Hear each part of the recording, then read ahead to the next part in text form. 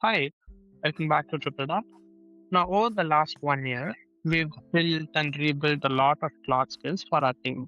Of late, we've also started deploying them at scale with our clients. As a SaaS marketing agency, we've learned a lot of lessons along the way. And in this video, we'll be sharing 5 of them. We'll walk through live examples so that we don't just blabber theory, but you get something practical that you can implement. Let's get started then. For lesson number one, we'll look at a skill called serp-intent-decoder.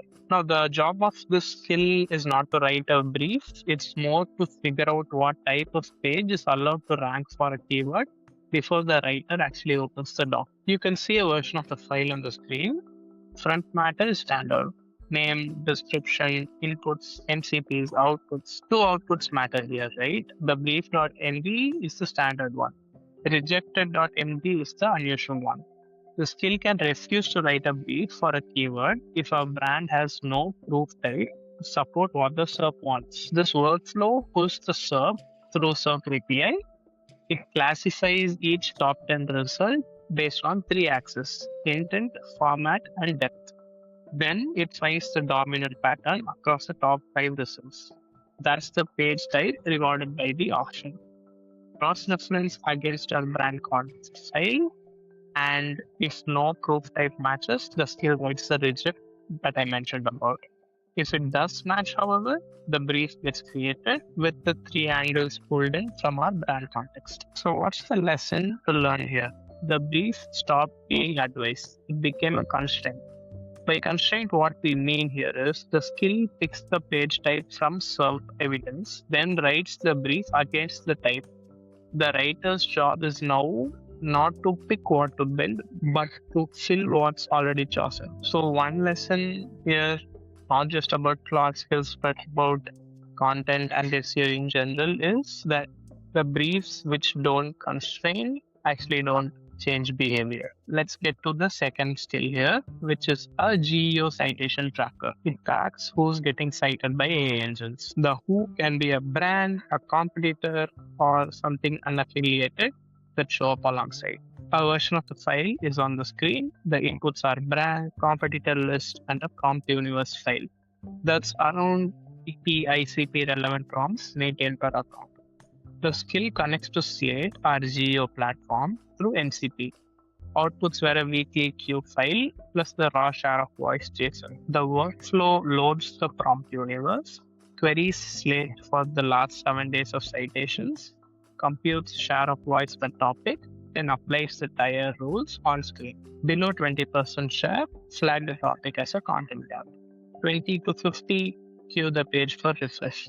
Above 50, leave it alone. The queue gets ranked by ICP prompt volume multiplied by share of voice delta. High volume losses outrank low volume losses.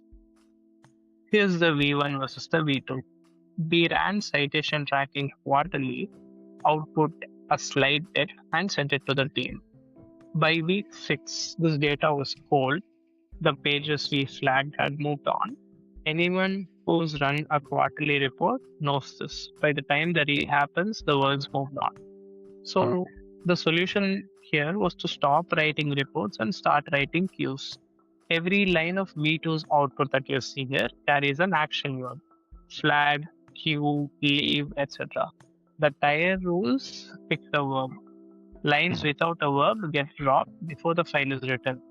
The output is a list of work, not a list of facts. The lesson here about cloud skills is that observability is overhead until the skill writes a queue that someone can act on. The third skill is the SaaS blog architect.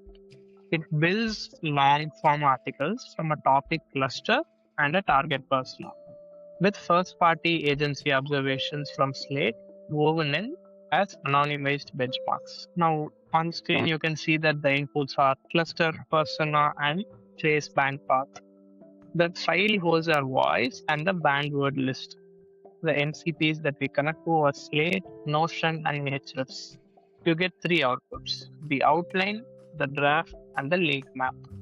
The workflow reads the phrase bank first, pulls cluster context from Notion, queries slate for benchmarks anonymized to aggregate level. Then drafts an outline against our pillar structure, generates the draft, and runs the banned word pass. Step 6 is non-skippable. The skill exits if the second pass for the outputs finds anything from the banned list. External links get mapped from the sitemap last. Version 1 of the skill handed the draft to the writers with banned words still in it. The whole A vocabulary right there in the draft. The first 30 minutes of edit time was just to deleting these styles. The solution that we came up with was the order of operations. The banned word pass moved before the writer's first read. Sentences that collapse without the banned words get rewritten because the banned word is usually load bearing in a sentence built by an LLM. The skill exits if the second pass still finds everything. So don't optimize the draft, optimize the human's read first. Our fourth skill is the LinkedIn post filter, infographic generated alongside using our brand palette. Now the input here is a data point or an insight and the voice phrase back file and a palette file. Outputs are post markdown plus either PNGs or carousels. The workflow reads the file, generates a draft after 12 lines, then self-scores against the anti-patterns block in the same file. If the draft contains a question-led hook, a 3-line tease before the meet, most people think opener, or a polite once you take close, the skill regenerates without asking, because that is just so prevalent in LinkedIn. The infographic generator then takes the data point and develops a visual. The skill stops there. A human reviews everything before scheduling it. Here's how we improved this and got it to this level. The version before this was a one-liner.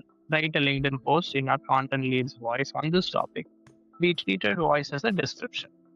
It came back generic. The fix was to stop describing the voice and start constraining the output. Voice became a phrase and file passed in as input. The anti-patterns block was added to the same file. Self-scoring runs after every generation.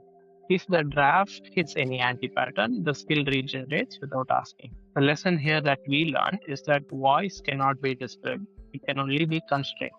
Anything you can't list as a rejection is something that the model will produce by itself. The last skill for today is the paid creative fatigue audit. It scans every ad set in Meta account weekly and flags the one likely to start dragging on performance before they actually do. The file is on screen. This skill defaults to 7 days, single MCP, which is Meta ads. The output is a fresh view ranked by spend at risk. The schedule is weekly and it runs every Monday morning. This workflow pulls last week of CPM and CTR per ad set, computes deltas against a trailing 28-day baseline, then applies the two signal AND gate. CTR delta was in negative 20% and CPM delta higher than positive 30%, both on the same ad set in the same window. Ad set that pass the gate get ranked by spend at risk, which is average daily spend time 14 days, plus the top 3 indicators that trigger the flag. That gets written into refresh.q.md. The constraint at the bottom is non-negotiable. Version 1 here fired on one signal. CTR drops 15% week on week, alert. Looked clean and testing. In production, however, it was firing on auction shifts, holiday windows, anything that moved CTR. The paid leads got alert fatigue and started ignoring the channel. The fix was the AND gate that we mentioned. Skill ignores ad sets where only CTR moved because CTR alone is normal weekly noise. It ignores and sets where only CPM moved because that's usually an auction shift. Both moving in opposite directions on the same ad set in the same window is a different signal. That signal we trust. This lesson generalizes beyond ad setting. If a single metric is moving, you're probably looking at noise, whether it's through a skill or not. If two metrics are moving in a pattern that only happens for one reason, that's a signal you should take seriously. So here are 5 Claude skills that we kind of got wrong in the first run and then edited it to perfection. The pattern across all of them is constraints over advice and combination signals over single signals. Both lessons here are about reducing how often the skill is allowed to fire wrong. The structure of every file is on the slides. Screenshot what's useful for your own. Leave a comment if you want a teardown of any of the V3s that we're working on right now. Actually, it might even be V10s or V20s. Thanks for watching.